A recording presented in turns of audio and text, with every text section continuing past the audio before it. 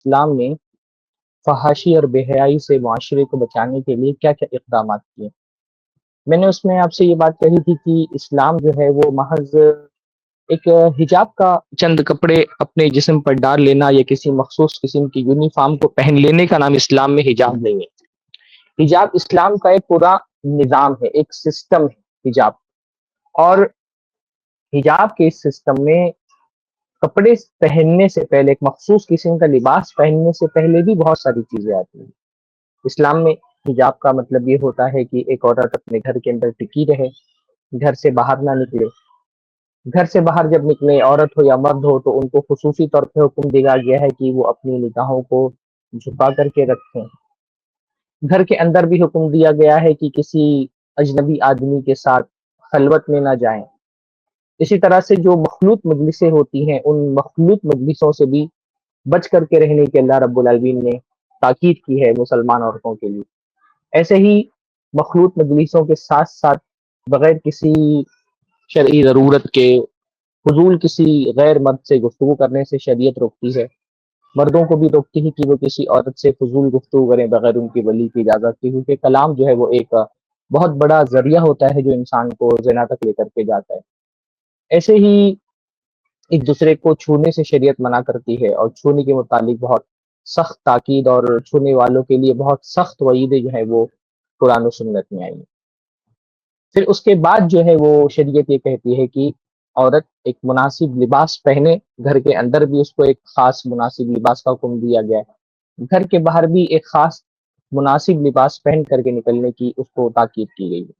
تو لباس جو ہے نا، وہ پردہ صرف لباس کا نام نہیں ہے، لباس سے پہلے بھی بہت ساری چیزیں ہیں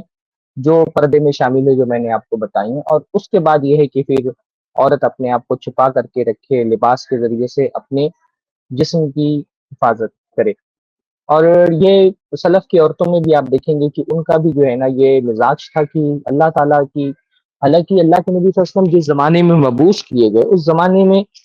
اس طرح سے تو فحاشی بہت عام تھی کہ بعض حلقوں میں مشرکین کے یہاں پر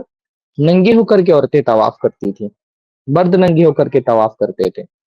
آپ سورہ آراف کی جو ابتدائی رکوعات ہیں، آپ وہ پڑھیں گے تو آپ کو یہ بات پتہ چلے گی۔ اللہ تعالیٰ نے مسلسل سورہ آراف کے شروع میں لباس کا بیان کیا ہے،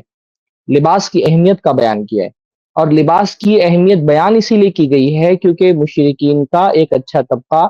بڑی تعداد میں ایسے لوگ تھے، اچھا خاصا طبقہ ایسا تھا جو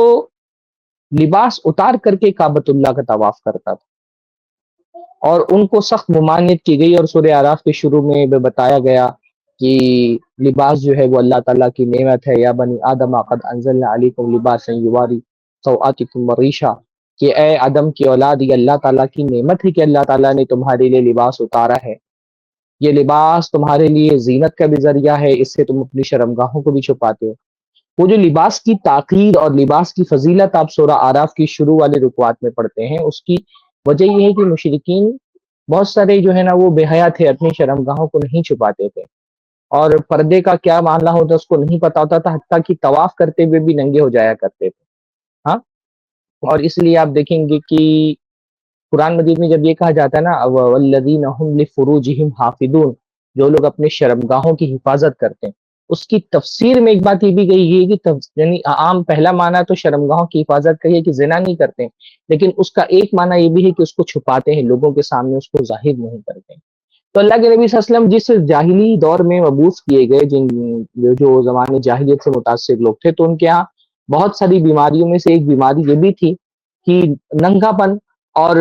جو حیا کے تقاضے ہوتے ہیں وہ ان کے کچھ طبقوں میں، حالانکہ جو ان کے شرفا تھے ان کے یہاں پر تو یہ معاملہ نہیں تھا، لیکن ان کے کچھ طبقوں میں جو ہے نا وہ اس قسم کا ننگا پن پایا جاتا تھا، بے حیائی پائی جاتی تھی۔ لیکن جب شریعت نازل ہوئی، قرآن کی آیتیں نازل ہوئیں، اور جو ہے نا وہ تربیت عورتوں کی گئی، تو حیا کا معاملے میں عورتیں ماشاءاللہ اس درجے پہ پہنچی نا کہ ایک عورت، آپ کو بہت مشہور واقعہ پتا ہوگا کہ ایک عورت جو ہے وہ اللہ کے نبی صلی اللہ علیہ وسلم کے پاس آئی اور کہا اللہ کے نبی صلی اللہ علیہ وسلم مجھے مرگی کی بیماری ہے، اور میں چاہتی ہوں کہ آپ میرے لیے دعا کریں تاکہ یہ مرگی کی بیماری میری ٹھیک ہو جائے۔ تو اللہ کے نبی نے فرمایا تم چاہو گی تو میں تمہارے لیے دعا کر دوں گا اور تم ٹھیک ہو جاؤ گی، لیکن اگر تم اس پر صبر کر لو تو تمہارے لیے جنت ہے۔ جب جنت کی خوشخبری سنی، کالی کلوٹی خاتون کی حدیث میں آتا ہے، تو اس جنت کی خوشخبری سن کر کے اس نے کہا ٹھیک ہے اللہ کے نبی، میں صبر کروں گی، اب میں صبر کر لوں گی، اگر اس سے صبر کے بدلے میں مجھے جنت ملنے والی ہے تو۔ لیکن اللہ کے نبی، جب مجھے مرگی آتی ہے لاتکشفو، تو میں برہنہ ہو جاتی ہوں، میرے جسم سے کپڑے ہٹ جاتے ہیں، تو اللہ کے نبی کم سے کم اتنی دعا کر دے کہ اگر مرگی آئے بھی تو میں لوگوں کے سامنے برہنہ نہ ہوں۔ یعنی آپ لوگ دیکھیں، بیماری سے ہونے والی تکلیف سے زیادہ وہ جو خاتون ہے، حالانکہ کالی کلوٹی، ان کو اس بات کی تکلیف ہے کہ میں لوگوں کے سامنے میری عزت نہ اترے۔ اللہ کے نبی نے ان کے لیے دعا کی، اللہ نے فرمایا اگر کسی کو جنتی عورت دیکھنا ہو تو اس کو دیکھ جنتی عورت۔ تو یہ مزاج حیا کا بنایا گیا ماشاء اللہ عورتوں کے اندر۔ دیکھیے چہرے کے پردے کا حکم بھی اللہ کے نبی صلی اللہ علیہ وسلم کے ابتدائی دور میں نازل نہیں ہوا، بعد کے ادوار میں غالباً زیادہ امکان یہ ہے کہ غزوہ خندق کے بعد چہرے کے پردے کا حکم نازل ہوا۔ پہلے عورتیں چہرہ نہیں چھپاتی تھی مردوں سے، لیکن جب حکم نازل ہوا اور پردہ ڈالنے کی بات کہی گئی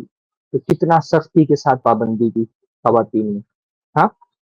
ایسے ایک حدیث جیسے روایتوں میں آتا ہے کہ جیسی پردے کی آیتیں نازل ہوئی تو عورتیں ایسے نقاب پہن کر کے نکلتی تھی جیسے ان کے سروں پہ کوے بیٹھے ہوئے ہوں۔ حضرت عائشہ رضی اللہ تعالیٰ عنہ فرماتی ہیں کہ میں حالت احرام میں ہوتے ہم، حالت احرام میں آپ لوگ جانتے ہیں کہ چہرہ کھلنا واجب ہے ایک حالت احرام میں عورت کے لیے،